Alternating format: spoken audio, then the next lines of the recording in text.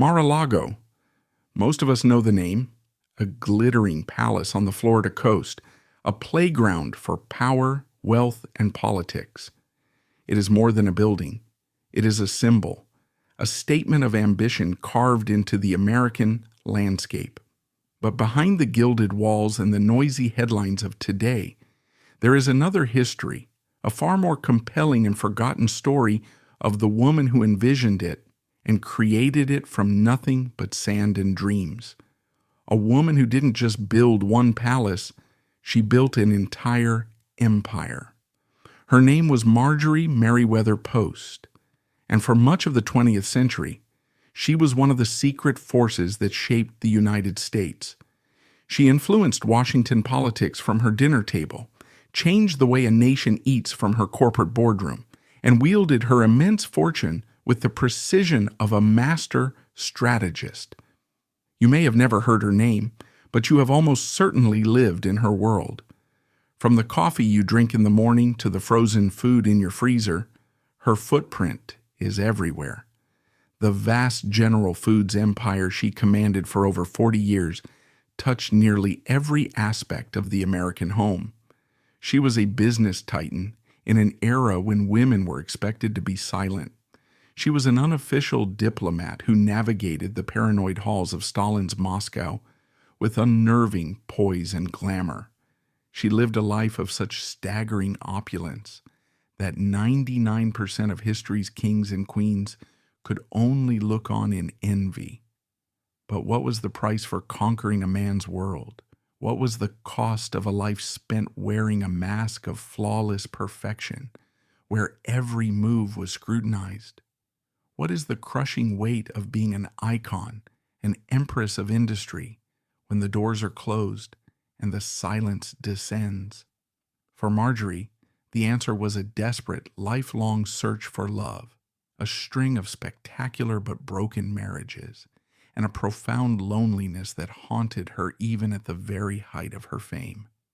So, forget what you think you know about wealth and power.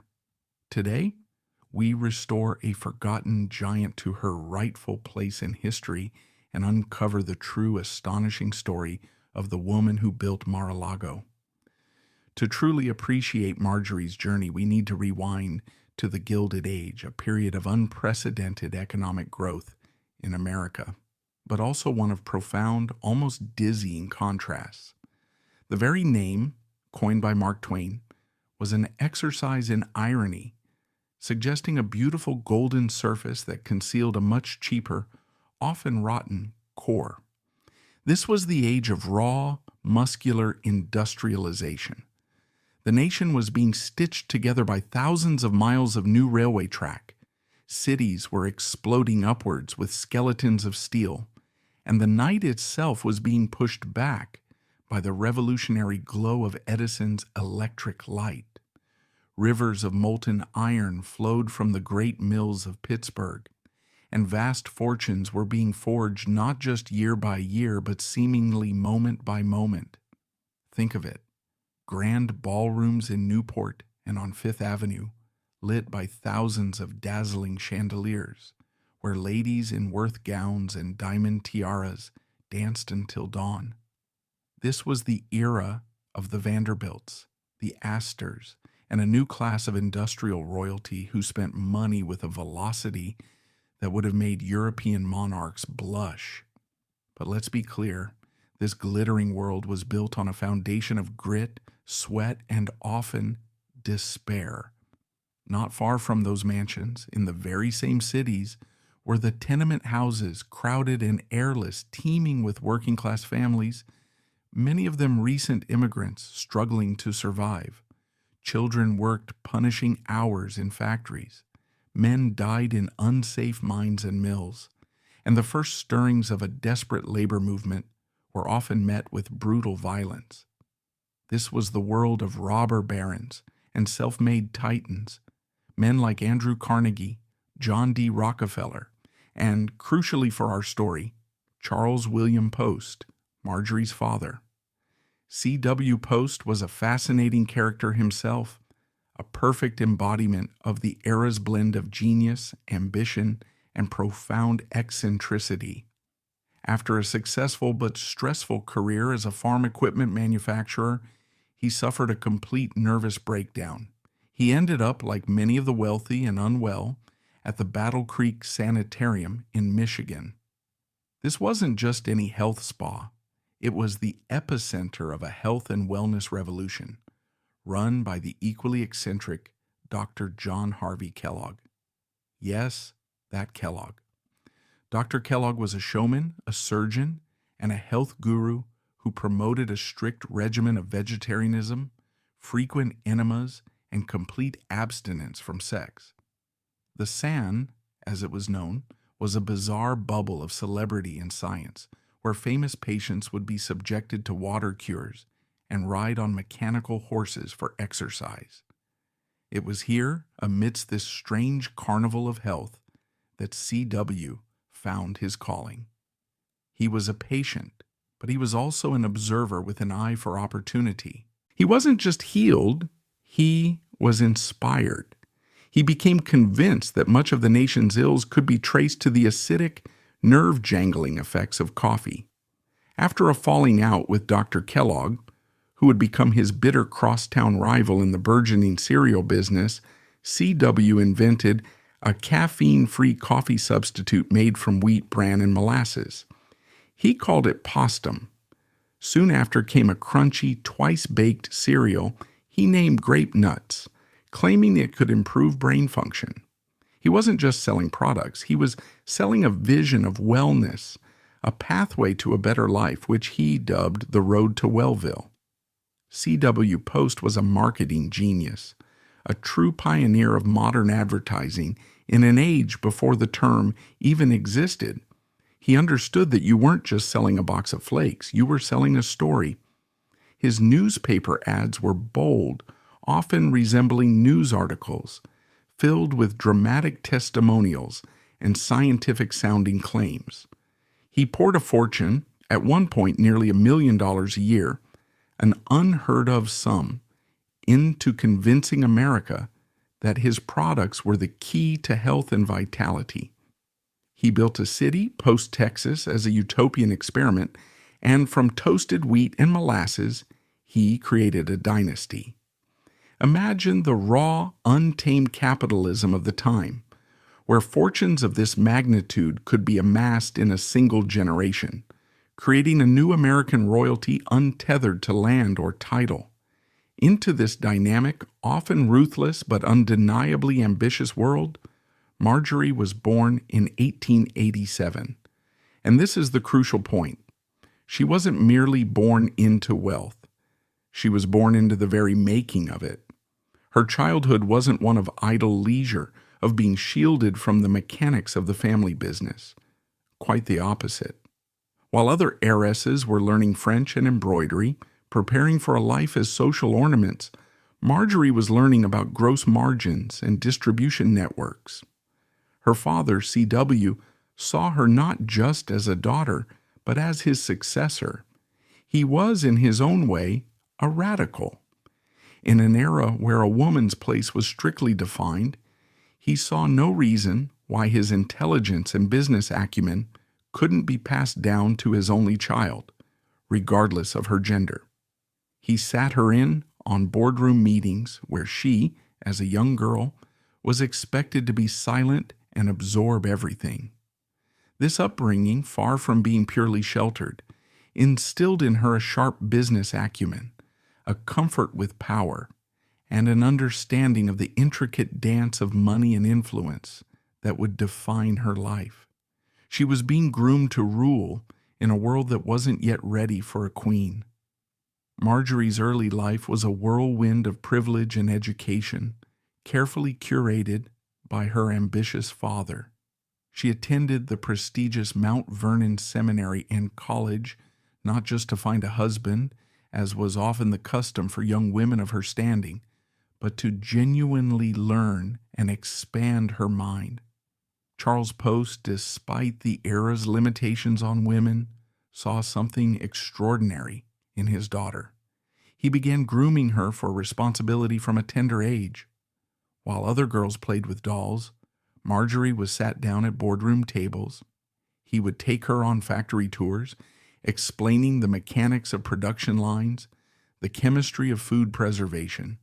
He would spread out balance sheets on the dining room table, teaching her the difference between assets and liabilities, profit and loss. He involved her in high-level discussions about the burgeoning Postum cereal company. This was revolutionary for the time, a quiet defiance of societal norms that usually relegated women to the parlor and the nursery. This intensive training was, however, shadowed by her father's own demons. C.W. Post was a man of immense genius, but also of immense fragility. He suffered from chronic depression and debilitating stomach ailments, the very issues he sought to cure in others. His health was a constant dark cloud over the family. In 1905, at the age of 18, Marjorie made her first attempt at building the personal life she craved. She married Edward Bennett Close, a handsome young lawyer from a respectable Connecticut family. It seemed like a perfect match on paper. They were young, wealthy, and part of the East Coast elite. The marriage produced her first two daughters, Adelaide and Eleanor. But this gilded cage had bars of its own. Close struggled to find his place within the colossal shadow of the Post Empire. He was C.W. Post's son-in-law, a title that carried immense pressure but little real authority. Reports from the Times suggest he felt emasculated by his wife's fortune and her father's towering presence. He turned to alcohol and allegedly to other women. For Marjorie, a woman raised to value discipline and control, his behavior was a profound disappointment. The fairy tale quickly soured. Then the first seismic shift in Marjorie's life came with a gunshot.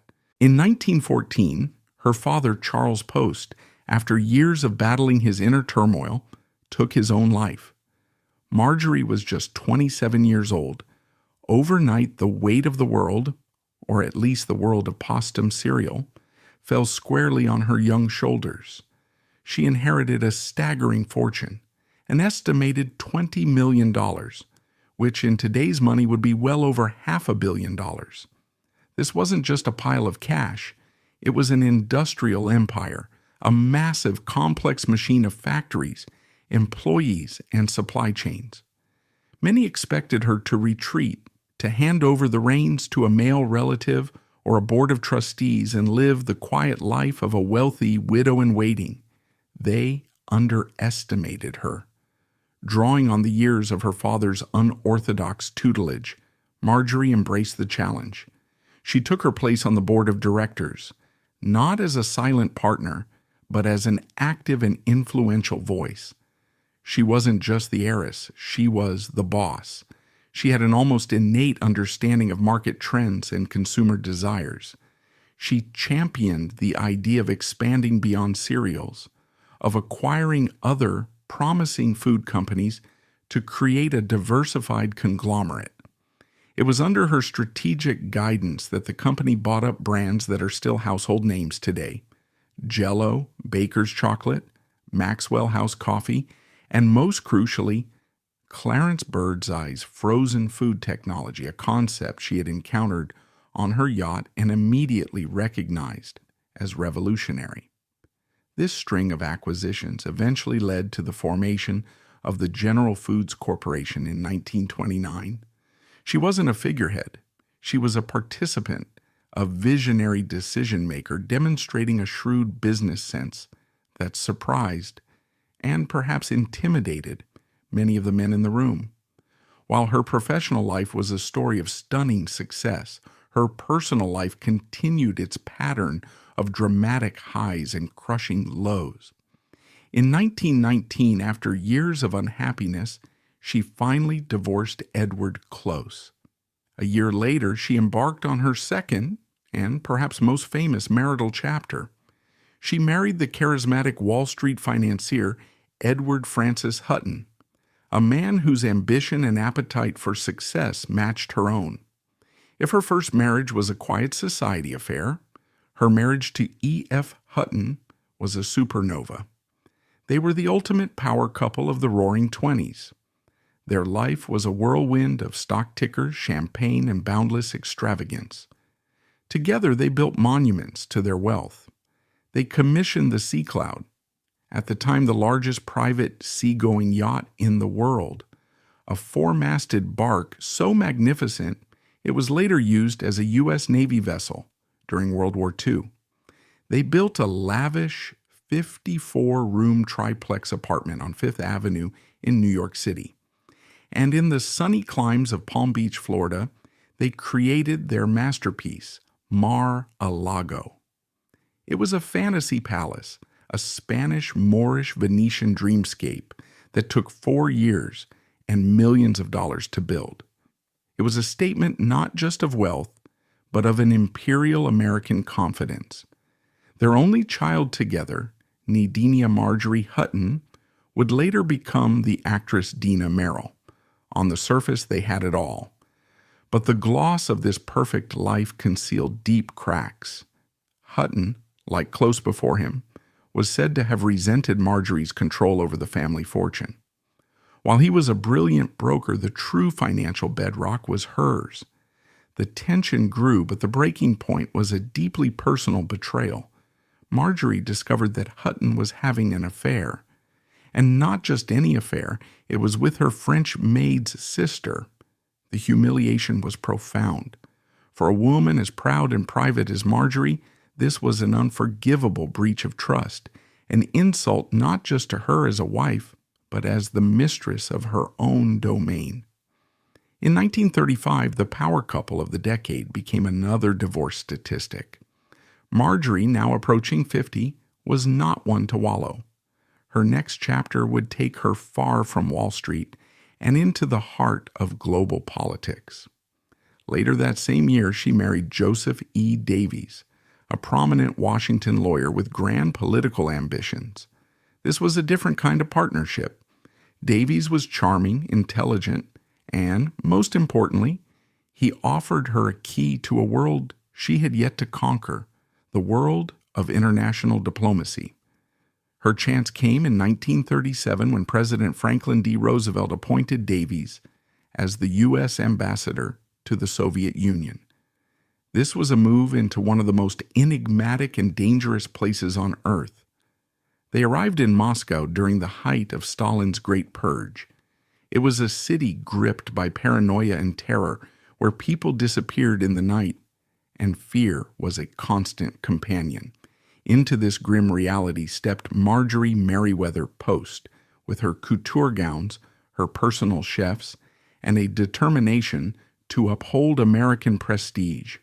She transformed the dreary American embassy, Spaso House, into an oasis of capitalist glamour. She hosted lavish parties that became the talk of the diplomatic corps, serving exquisite French cuisine to Soviet officials who were overseeing a state-enforced famine. The contrast was staggering. But Marjorie was doing more than just playing hostess. An untold story from this period highlights her quiet resilience and sharp observation skills. She wasn't just a socialite, she was gathering intelligence. She meticulously documented her observations of Soviet society and the political climate in detailed letters to her daughters and discreet reports to the State Department. And she began to collect. With the Soviet regime desperate for foreign currency, they were selling off the priceless treasures of the fallen Romanov dynasty. Marjorie, with her keen eye and vast resources, began to acquire a breathtaking collection of Russian art, Fabergé eggs, imperial porcelain, golden chalices, and sacred icons. She saw it not just as an investment, but as an act of cultural rescue. She even organized a highly secretive clandestine operation to photograph rare Russian documents and art pieces before they could be lost or destroyed.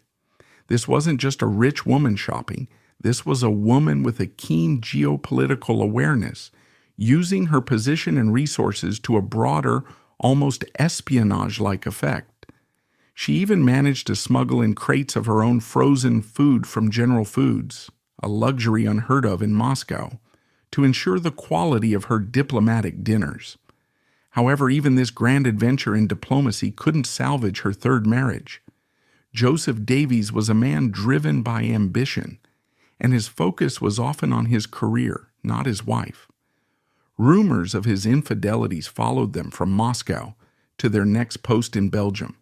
For Marjorie, it was a familiar and painful story. After nearly 2 decades together, the marriage ended in divorce in 1955. At 71 years old, most would assume she would finally settle into a quiet life. But Marjorie made one final attempt at marital happiness. In 1958, she married Herbert A. May, a wealthy Pittsburgh businessman. The union was, by all accounts, a placid one, but it lacked the spark and shared purpose of her previous marriages. It seemed more like a comfortable arrangement than a passionate partnership. The marriage to Herbert May, her fourth and final attempt at partnership, ended quietly in divorce in 1964. At 77 years old, the search was over. From then on, the only enduring legacies she would build were the ones she created herself, in stone, in art, and in the sprawling grounds of her magnificent estates. Through it all, her homes became more than just residences.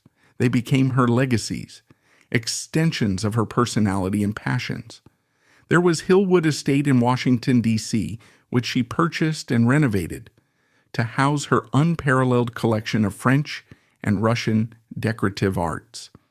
There was Camp Topridge in the Adirondacks, a rustic yet impossibly luxurious retreat accessible only by boat or seaplane, where she entertained presidents and royalty. And of course, the grandest of them all, Mar-a-Lago. Her generosity was as legendary as her wealth. She was a quiet but steadfast philanthropist. During World War I, she funded a U.S. Army field hospital in France. In World War II, she donated her beloved yacht, the Sea Cloud, to the war effort. She was a major benefactor of the National Symphony Orchestra, the Kennedy Center, and Mount Vernon College. Yet one gets the sense that these grand gestures of public good were, in part, a way to fill a void that her personal relationships consistently failed to satisfy. She could command a boardroom and charm a dictator, but the simple, enduring loyalty of a life partner remained forever out of her grasp. To truly understand Marjorie, we must look past the headlines of her divorces and the jaw-dropping inventories of her estates. We have to try and glimpse the woman behind the meticulously crafted public image. Imagine Marjorie gliding through the opulent halls of Hillwood, a diamond tiara perhaps catching the light, surrounded by masterpieces that had once belonged to Catherine the Great. On the surface, she was the epitome of success, power, and refined taste. But delve deeper, and you find a woman wrestling with profound disappointments and a quiet, persistent loneliness. One particularly poignant anecdote comes from her later years.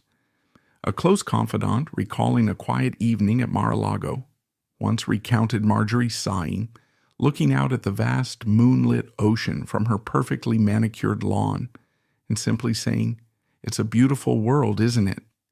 But sometimes it feels very large and very empty." This wasn't a complaint about boredom or lack of activity. Her days were scheduled with military precision, filled with meetings, social engagements, and the management of her vast households. This was a profound lament from a woman who, despite being surrounded by dozens of servants, admirers, and her beloved collections, often felt a deep-seated loneliness at the very core of her being. Her relentless pursuit of love and companionship, evidenced by her 4 marriages, wasn't about status or material gain. She already had more of both than any person could ever need. It was a genuine, almost girlish yearning for an enduring, emotionally fulfilling partnership. She wanted a true partner, someone to share not just the triumphs, but the quiet moments. Each divorce chipped away at her spirit, leaving scars that even the most extravagant parties or the most exquisite Fabergé egg couldn't mend. She was a woman who craved loyalty above all else, perhaps because her father's ultimate act was, in a way, one of abandonment. Yet she repeatedly chose ambitious, powerful men who, time and again, prioritized their own egos and desires over their commitment to her. A lesser-known detail that speaks volumes about her emotional landscape revolves around her gardens.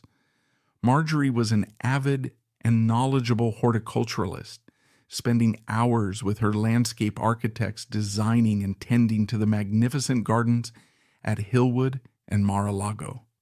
She found immense solace in nurturing living things, in the predictable beauty of nature's cycles. One of her gardeners at Hillwood once recalled her spending a rare unstructured afternoon alone, meticulously pruning her prize-winning roses. She wasn't giving orders, she was on her knees in the dirt, tending to the plants herself. He described her as looking more peaceful in that moment than he had ever seen her at one of her grand soirees. It was as if she were tending to her own bruised heart, finding a quiet, steadfast beauty in growth and renewal that her personal relationships so often lacked. For all her public composure, her gardens were a sanctuary where she could perhaps simply be Marjorie, away from the scrutiny and expectations that came with the name Post. Her relationship with her staff was also complex and revealing. She was known to be an exacting and demanding employer. Menus for dinner parties were planned weeks in advance, every detail scrutinized. She expected perfection, yet she was also fiercely loyal and surprisingly generous to those who served her well.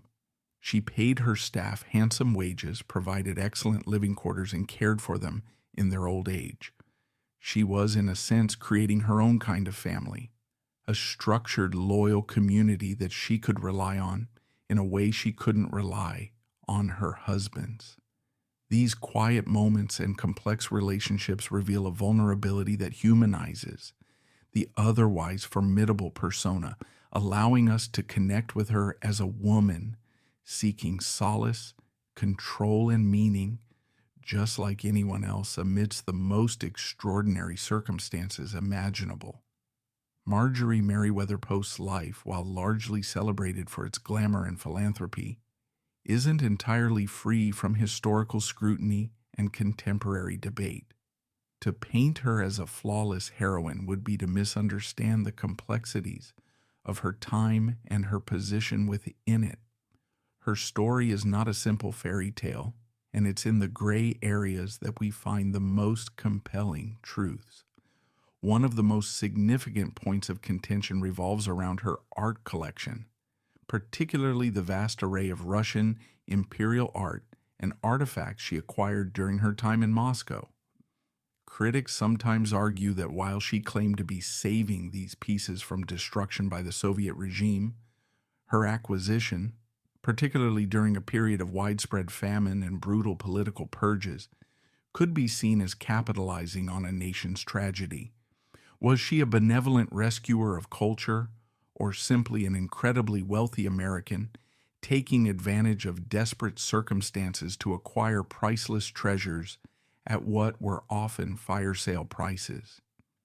This debate is complex. On one hand, there is no doubt that many of the items she acquired, including several priceless Fabergé eggs and the nuptial crown of an empress, would likely have been melted down, destroyed, or sold off haphazardly had they remained in Soviet hands. The Bolsheviks had little regard for the symbols of the Tsarist regime they had so violently overthrown. Her meticulous documentation and preservation efforts at Hillwood have indeed ensured their survival and, crucially, their accessibility to the public.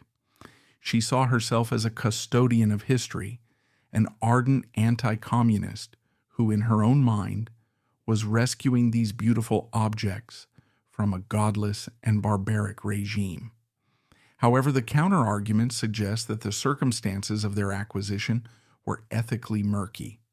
The Soviet government was actively selling off its national treasures through state-run commission shops and Torgsen stores, where foreigners could use hard currency to buy items confiscated from the aristocracy and the Orthodox Church. This was happening while millions of Soviet citizens were starving, especially during the horrific famine in Ukraine.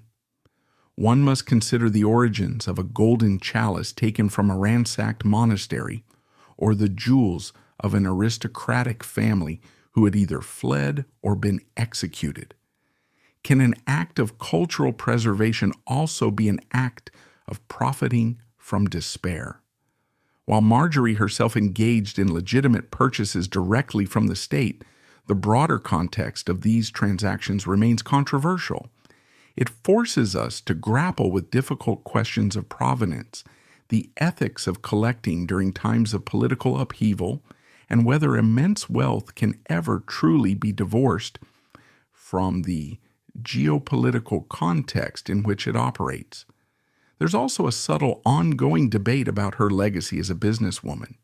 While she was undoubtedly a powerful force on the board of General Foods for decades, some historians question the extent of her direct, day-to-day operational influence versus her role as a strategic investor and figurehead.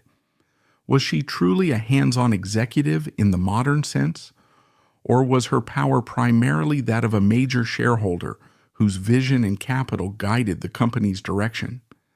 The truth, as is often the case, likely lies somewhere in the middle. She was certainly not a mere socialite. Her father had ensured she understood the business intimately. Her insight in acquiring Birdseye's frozen food patent, for instance, was a masterstroke that transformed the American food industry. But the actual executive decision-making was often carried out by the powerful men she hired and trusted, like Colby M. Chester, with her providing the overarching strategic direction. This nuanced view acknowledges her undeniable impact while recognizing the collaborative nature of managing such a colossal enterprise. She ruled, but often from a velvet throne rather than a desk in the executive suite. But what of the workers in the factories that produced that colossal fortune? Here the debate deepens. Her father, C.W. Post, was notoriously and aggressively anti-union, viewing organized labor as a threat to his control and the free market. This was a philosophy that permeated the company culture. While Marjorie was known for her personal generosity to her household staff, the thousands of workers at General Foods plants across the country were part of a different system. During the rise of the American labor movement in the 1930s and 40s, General Foods, like many large corporations, was no friend to union organizers. While she wasn't personally negotiating contracts, her position on the board and as the principal shareholder made her a silent party to the company's labor policies. This creates a challenging contradiction.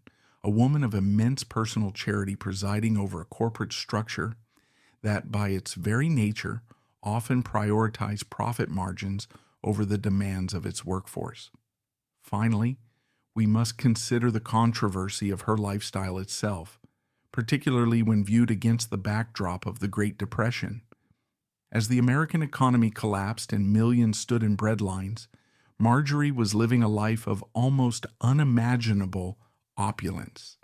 The cost of running Mar-a-Lago for a single season could have fed a small town for a year. The fuel for her yacht, the Sea Cloud, her private plane, and the salaries for her hundreds of staff represented a concentration of wealth that was, to many, incomprehensible. While she was also a significant philanthropist, donating to causes like the Red Cross and funding soup kitchens, the sheer public spectacle of her extravagance raised questions. It embodies the central tension of the Gilded Age and its aftermath. Can private charity ever truly justify such a staggering public disparity in wealth? It's a debate that was relevant then, and it remains just as potent today, forcing us to consider the social responsibilities that come with possessing a fortune that can shape the world. Marjorie Merriweather Post passed away in her sleep at Hillwood on September 12, 1973, at the age of 86. But her death was not an end. It was a transition. Her legacy endures with remarkable vibrancy, touching everything from cultural preservation and political history to our very understanding of female empowerment and the responsibilities of wealth. First and most visibly are her magnificent estates, which she thoughtfully prepared to become public institutions. Hillwood Estate, Museum and Gardens in Washington, D.C., was bequeathed to the public upon her death. It is a testament to her impeccable taste and her passion for collecting. Today it functions as one of the most comprehensive museums of Russian imperial art outside of Russia, allowing millions of visitors to experience her extraordinary collection of Fabergé eggs, French tapestries, Sèvres porcelain, and to wander through her magnificent gardens. It's a direct window into a vanished world of opulence and cultural exchange. More than that, it remains a uniquely personal space. Her will stipulated that it should be maintained not as a sterile gallery, but as a home, allowing visitors to feel as if she has just stepped out for a moment. It is the ultimate expression of her desire for control, ensuring her world would be preserved exactly as she designed it, forever. Her other famous estate, Mar-a-Lago, has taken on an entirely new and politically charged life. She famously willed it to the U.S. government upon her death, with the specific intention that it be used as a winter White House for presidents and foreign dignitaries. She envisioned it as a neutral ground, a place of beauty and diplomacy to foster international goodwill. While the government found the annual upkeep of over $1 million too expensive, not to mention the immense security challenges it posed in a post-Kennedy era, and eventually returned the property to the Post Foundation, her vision was uncannily prescient. Decades later, it did become a winter White House, albeit a privately owned one under President Donald Trump. And yet, the story of her legacy is also one of profound irony. A property she dreamed would be a symbol of national unity has in the 21st century become one of the most potent symbols of a divided America. This unexpected twist highlights not only her forward-thinking nature, but also the unpredictable currents of history that shape even the most carefully laid plans. But her impact went far beyond stone, canvas, and manicured lawns. Let's consider her philanthropy. She demonstrated that immense privilege doesn't automatically lead to a life of idleness. Rather, she treated her fortune as a responsibility, and her generosity was specific and impactful. In the 1960s, when the National Symphony Orchestra in Washington, D.C. was on the verge of collapse, it was Marjorie who underwrote their free concerts and led the fundraising that ensured its survival. During World War II, she didn't just write a check. She handed over her beloved, magnificent yacht, the Sea Cloud, to the U.S. Navy for the nominal fee of $1 a year. It served as a weather monitoring ship, and crucially, she staffed it with a racially integrated crew at her insistence. In the segregated world of the 1940s, this was a quiet but radical act, a glimpse into a personal conviction that was years ahead of national policy. She funded a lakeside camp for the Boy Scouts of America and was a lifelong benefactor to her alma mater, Mount Vernon College, championing the cause of women's education. This wasn't the passive charity of a distant heiress. It was active, engaged philanthropy designed to preserve and enrich the culture around her. And what of her business legacy? The company she inherited as Postum and helped to build into General Foods remained an American corporate giant for decades after her death. eventually becoming part of what is now Kraft Heinz. But perhaps her most revolutionary yet least discussed legacy can be found in the freezer aisle of any supermarket in the world.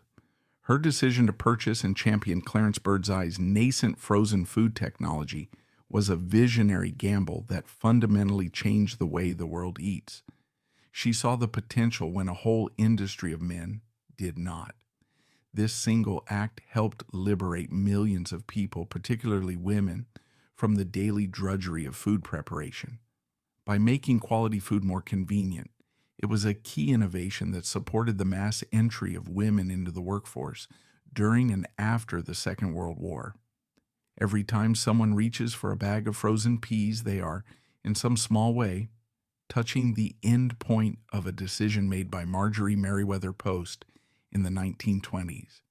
Perhaps most importantly, Marjorie's story is a powerful, if sometimes bittersweet narrative of female ambition. She was not a feminist in the way we understand the term today. She did not march for rights or overtly challenge the patriarchal system. Instead, she operated brilliantly within it. This was her unique brand of power, using the tools available to a woman of her class, her wealth, her social prowess, her role as a hostess, to exert a level of influence usually reserved for men. A dinner party at Hillwood was never just a dinner party. It was a masterfully choreographed event where political deals could be brokered, alliances forged, and careers made or broken, all under the guise of gracious hospitality. She never needed a formal title because she had created her own court. Her ability to navigate these overwhelmingly male-dominated worlds makes her a quiet but significant icon of female power. She never burned her bra, but she owned the company that made the textiles. While her search for a lifelong romantic partner ended in disappointment, her desire for family and dynasty did not. Her legacy also lives on through her descendants. Her daughters and grandchildren, including the successful actress Dina Merrill, continued to be prominent figures in business, the arts, and philanthropy. In them, she seemed to find a different kind of enduring connection, a continuation of the family line that was so important to her. It offers a bittersweet resolution. The stability and loyalty she craved from a husband, she instead built through her bloodline, ensuring the Post name would echo through generations to come. Ultimately, however, it is the profound paradox of her life that resonates most deeply. Her personal struggles, particularly her repeated heartbreaks in marriage, add a layer of tragic realism to her otherwise fairy tale existence. It serves as a powerful reminder that external success and material abundance, no matter how grand, cannot guarantee inner peace or lasting romantic happiness. Her life underscores the universal human need for connection, intimacy, and a shared journey, highlighting that even for those who seemingly possess everything in the world, the most profound and simple desires often remain the most elusive. She proved that one can be the empress of a global corporation, command the attention of world leaders, and own the treasures of kings, yet still feel like a lonely girl searching for a hand to hold.